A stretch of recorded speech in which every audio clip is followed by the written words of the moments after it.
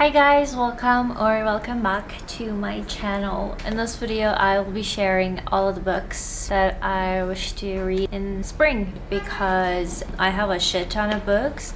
So basically, the books were staying right here and I got them on my lap right now and I'm gonna be sharing what I want to read in the springtime. I know it's April, I know March has left us, but in March it snowed, so I feel like March isn't really spring. Spring is like April, May, and like the beginning of June most of the time. We're just gonna go ahead and yeah, I'll show you all the books that I wish to read in spring. So I still haven't finished some of the books that I started last month, February, because I've been reading East of Eden for the past month, and I still have two other books that I need to finish. One of them is The Captain's Daughter and the other one is Kairos, which I didn't really enjoy the two of them. I only enjoyed East of Eden, so I'm planning to finish it today. I have like 80 pages left. I'm like here. So I'm gonna finish this today. I'm really hopeful that I'm gonna finish this today. Anyway, I'll go on the other books that I plan to read. So the first one is Ueno Station, Tokyo Ueno Station by Miri Yu. This is a Korean author who mainly writes in Japanese. I found it really interesting and I want to know why she writes in Japanese and stuff.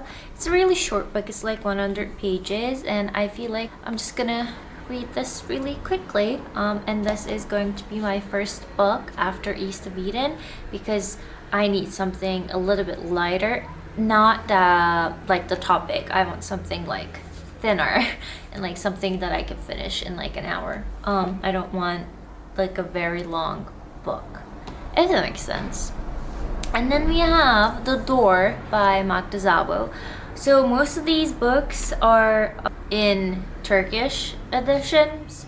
So if you want to know like how the covers look in your own tongue, these are the Turkish covers. I really have no idea what this is about. I just know that Magda Szabo is one of Melissa's favorite authors. So that's why I got it and this was on sale. So, and I don't know why the color of the video is just like this. I don't know. And then we have a book by Pablo Neruda.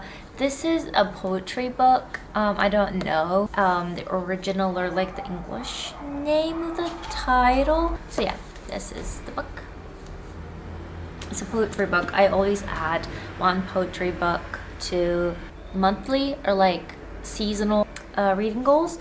These two actually are no, let's show you this one. This is a collection of short stories by Thomas Uyar. This is also again a very light book. I want to read a lot during the springtime, but I want to read something like short and like thin and something that I can carry everywhere because I go out a lot during the springtime. I want to be in the parks, I want to lay down, I want to take all the vitamin D, so that's why I want to carry like basically lighter books, so I picked lighter books.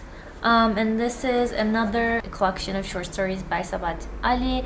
I talked about him a lot on this channel, so if you have been watching my videos you might have seen him. He's my favorite Turkish author. If you don't know him, you might know him from Madonna in a Fur Coat. Okay, the book is amazing. He's amazing. I love him. I wish he lived longer. Anyway, and then we have a big book to your surprise, which is Aşk-ı Memnu. This means, I think, The Forbidden Love by Uşak Ligil. This was a TV show, a very famous TV show in Turkey, and everyone like watched it. I was 11 and I watched it. My family watched it. But I want to know the actual story behind it, so I want to read its book, the original one. This was published in like the 40s, I think. Yeah, it was 39 when it was first published. So there you have it.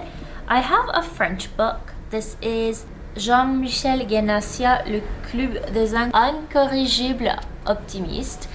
This is a story based on the 60s where the rock and roll movement was a thing. And this talks about people who don't really care. Basically. It also talks about the Algerian War. And we have another French book, but this one is a very, very short collection of stories. I think this is one single story. Yeah, it's just one single story. Yeah, this one. If I translate it, it's Behind the Curtain. The original name. Can I know the original name, please? Why don't you write the original title? We have this book by Veronica Brimo. This was, I think, shortlisted for some award. It's Niente di Vero. This is in Italian. The original is in Italian, and it was published in 2022 in Italy. It's, again, not a very big book. The only big book I have is, the two books that are really big are these two, because these are like classical ones. This is a modern classic, this is a classic, which I really want to read. I have one other collection of short stories, again, by Sabat Ali. I love him. I love his books. I love his work. I probably read a ton of books by him, and I still have a lot more to read from him. And this is going to be one of my goals to read. And now I have the English books. I know I showed a lot of like Turkish books in the beginning and some French ones because I read a lot of English in the past few months that I want to read something in my own language. So I'm going to be reading Giovanni's Room, and I want to read it with you guys. So if you want to read it with me, just text me on Instagram here at the address, and then we can read it together and we can talk about it later, because this is, again, a short book, not a light book, a short book. So yeah, this is going to be my first book by James Baldwin. I have a little bit of an idea what it's about, but yeah, we'll see. And I did not know that it was such a short, like I can hold with one hand. I didn't know that. Oh, okay. I have some book marks from Paris I got. These ones. These are like really cute, aren't they? I'm gonna use them with these books now because it's spring. So I planned like using this in the winter, this in the spring, and these, like this one, in the summertime. I didn't pick anything for fall, apparently. And my most anticipated book for spring, I know it's not a very springy book, it's 소년이 온다 by Hangan, and it's translated as Human Acts. This talks about Gwangju. Yeah, it takes place in Gwangju, and it takes place during Gwangju uprising, like a lot of things that went down in Gwangju. I have a really close friend from Gwangju, and I love Gwangju people, and I feel like I need to know more about it to understand the states and how the countries were doing in 2025. But also I want to know how things were in the 80s so that I can compare it to our current times.